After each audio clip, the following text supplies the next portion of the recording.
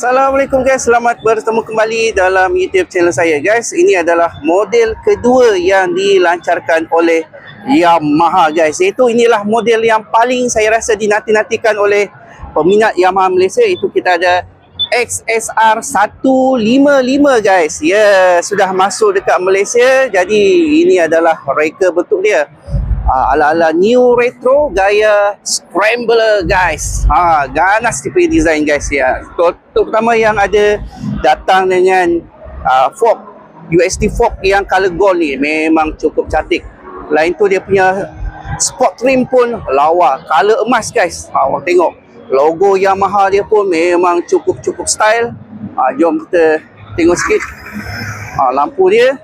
Ini lampu utama dia guys. Lampu rendah. Jom kita on lampu tinggi.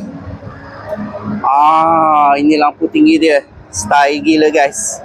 Alright, so lampu signal macam biasa Yamaha masih menggunakan lampu halogen lagi. Alright. So kita nak tengok pula dekat sini.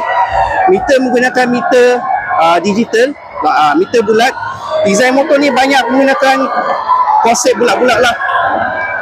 Dan membawa ke bahagian tangki dia pun style guys. Tengok dia punya livery memang cukup cantik. Seat dia, orang tengok seat dia macam ni ala-ala gaya retro. Seat satu macam ni kan.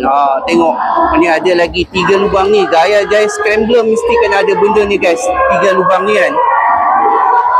Alright.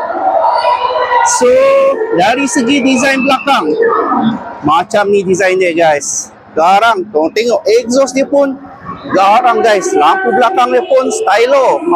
Macam gaya-gaya retro. So saya memang minat gila lah dekat Yamaha XSR ni. Dan ni adalah model yang sebenarnya saya nanti-nantikan untuk masuk dekat Malaysia guys. Okay. So dari segi spesifikasi enjin, dia dikuasakan dengan enjin 155cc single overhead cam.